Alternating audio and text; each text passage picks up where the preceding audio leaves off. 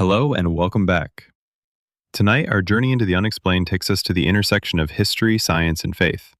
We will examine a single object, a piece of ancient linen, that has inspired both profound devotion and fierce skepticism for centuries.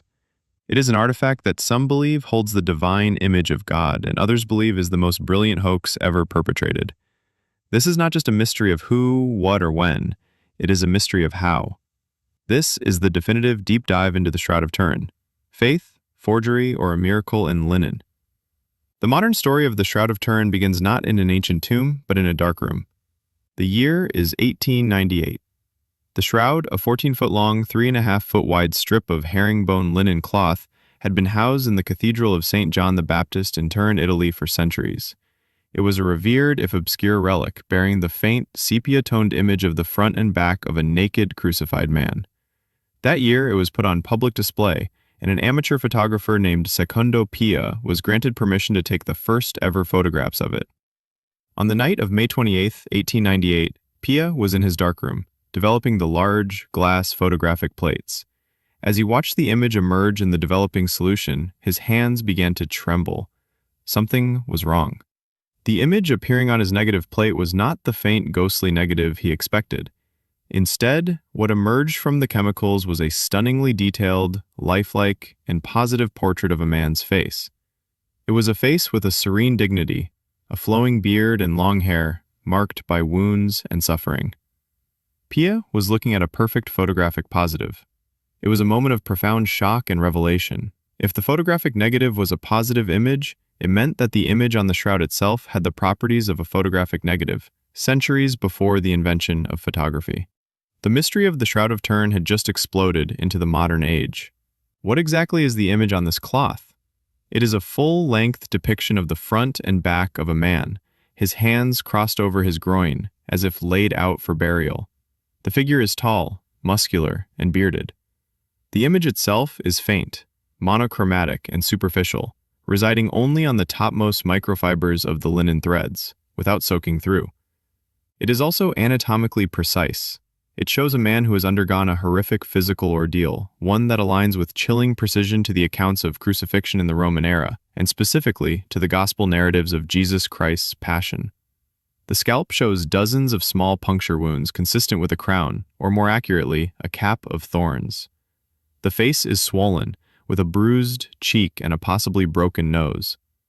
The back, chest, and legs are covered with over 120 dumbbell-shaped scourging marks, consistent with the lashes of a Roman flagrum. The shoulders are abraded, as if from carrying a heavy, rough object. The wrists, not the palms, bear the large, round wounds of crucifixion nails. A detail that is historically and medically accurate, as the bones of the hand cannot support the weight of a body. The feet are also pierced by a single nail. On the man's side, a large elliptical wound is visible, consistent with a Roman spear thrust, from which blood and a watery fluid, pericardial fluid, have flowed. Crucially, the shroud contains two distinct types of images: the faint, sepia body image and separate, reddish-brown stains that mark the wounds. Scientific analysis has shown that these stains are chemically distinct from the body image. In 1978, the shroud was subjected to the most intense scientific examination in its history by a team of 33 respected scientists in a project known as the Shroud of Turin Research Project, or STURP. This team, granted 120 hours of continuous, non-destructive access to the relic, came to a series of astonishing conclusions. They confirmed that the reddish stains are in fact real human blood, specifically of the AB blood type. They also found that the blood had flowed onto the cloth via direct contact with a wounded body and was applied to the cloth before the faint body image was formed. The central mystery for the STURP team was the body image itself. After exhausting every known method of artistic or scientific production, they were baffled. Their final report concluded with scientific certainty that the image was not a painting, as there is no pigment, paint, dye, or stain. There are no brush strokes, no directionality to the image. It is not a scorch from a hot object, as the image does not penetrate the cloth. and doesn't show the properties of a typical burn. The team also discovered one of the shroud's most inexplicable properties. The image contains three-dimensional spatial information. Using a VP8 image analyzer, a device used by NASA to map planetary surfaces, they were able to render a perfect 3D model of the man from the light and dark gradations of the image. No ordinary photograph or painting in the world contains this kind of encoded 3D data. After years of work, the STERP team, a group of sober-minded scientists, ended their report with a profound admission of defeat. We can conclude for now that the shroud image is that of a real human form, of a scourged, crucified man. It is not the product of an artist. The bloodstains are composed of hemoglobin and also give a positive test for albumin. The image is, however, an ongoing mystery. The history of the shroud is as tangled as its scientific properties. The first undisputed historical record of the cloth dates to the 1350s, in the small town of Liry, France, where it was put on display by a French knight, Geoffroy de Charny. The exhibition caused an immediate scandal. The local bishop, Pierre d'Arcy, and that it was a forgery created to fleece pilgrims. This letter is the foundational document for the argument that the shroud is a medieval fake.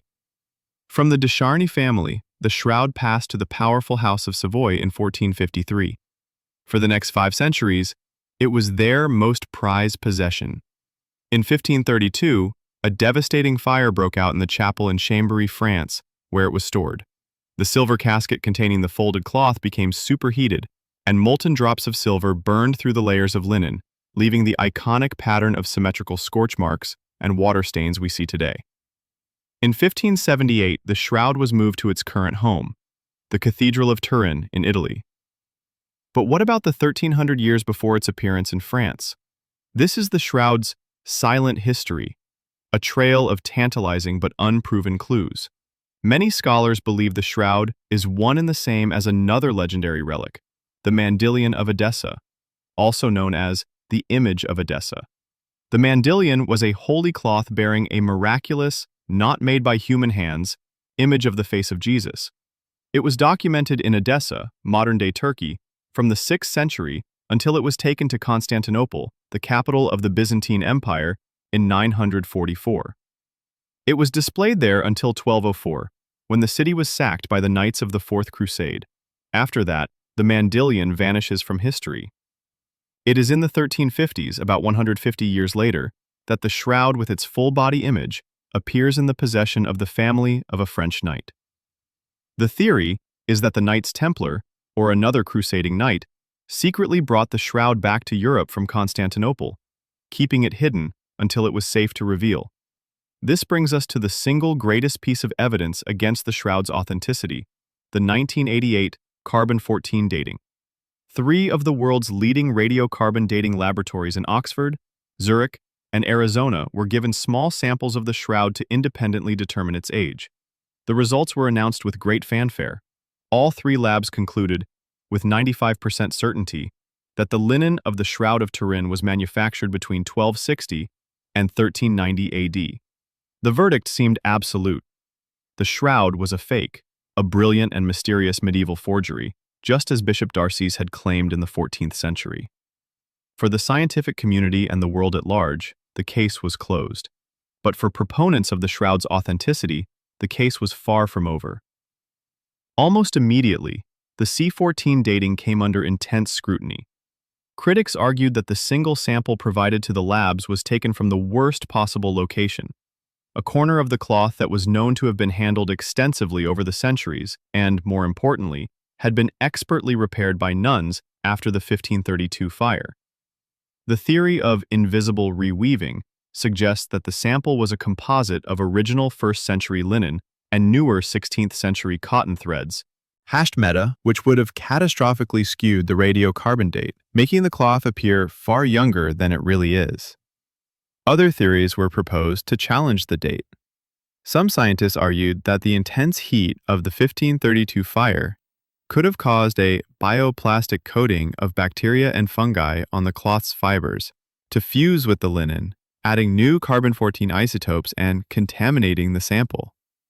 A more exotic theory posits that the event of the resurrection itself may have released a burst of neutron radiation, which would have fundamentally altered the carbon-14 content of the cloth, rendering any subsequent dating inaccurate.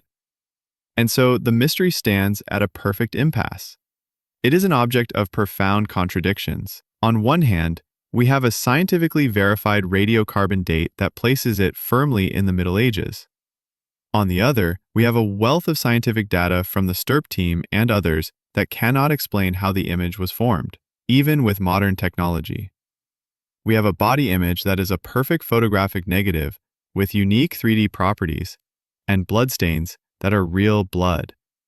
We have an anatomical and historical accuracy in the depiction of a Roman crucifixion that seems to defy the knowledge of a medieval artist. If it is a forgery, it is a work of unparalleled, inexplicable genius. A medieval forger would have had to not only be a master artist, but also a brilliant physicist, anatomist, and historian. He would have had to invent a technique to create a superficial, photographic negative image with 3D properties, a feat we cannot replicate today. He would have had to know forensic details of crucifixion, like nailing the wrists instead of the palms, that were not understood in the Middle Ages. He would have had to acquire real human blood and apply it with perfect accuracy. He would, in essence, have had to be a Leonardo da Vinci-level genius, working centuries before his time.